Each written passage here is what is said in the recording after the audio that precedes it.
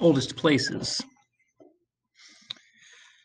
By measuring the sunburn, that is, the amount of beryllium-10 in the rock fragments, scientists can tell how long ago the rock emerged from the surrounding bedrock.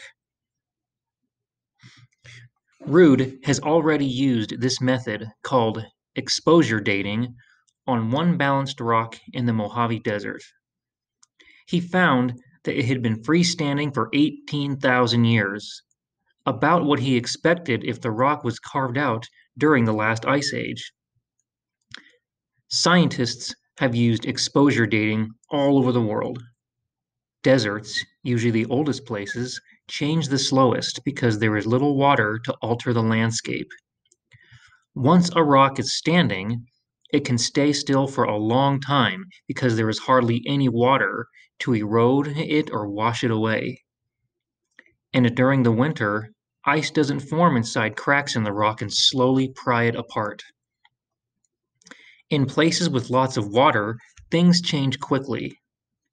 Over the past 150 years, the Missouri River has shifted its winding path by 3 kilometers in some places, leaving its mark in the landscape.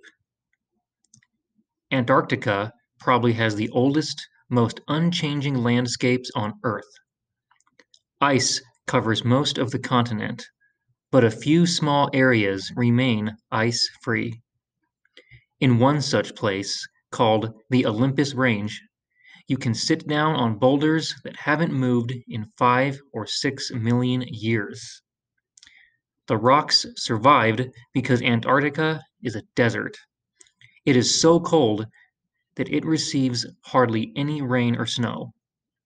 The continent was once warmer and wetter, but when it became cold and dry, it stayed that way. Rock tipping.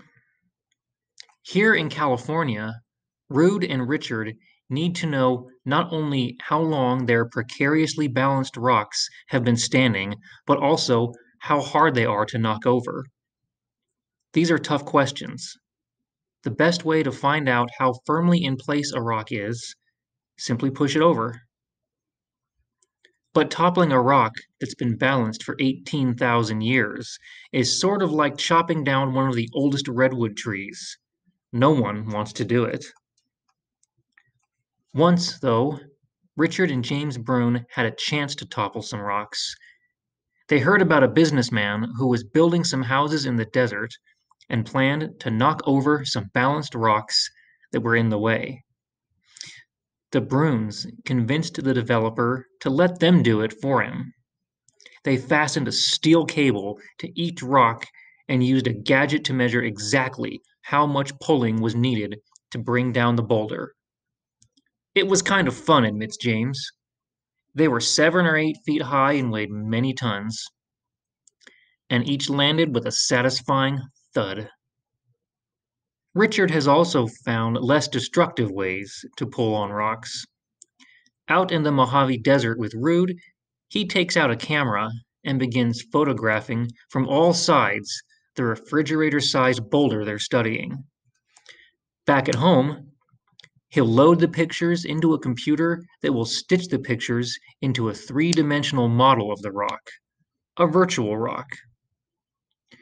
Richard can then run that virtual rock through a computer program that shakes and knocks the rock down many times. By tipping that virtual rock, they can ensure that the other one, the real rock, has a fighting chance to stay standing for another 18,000 years.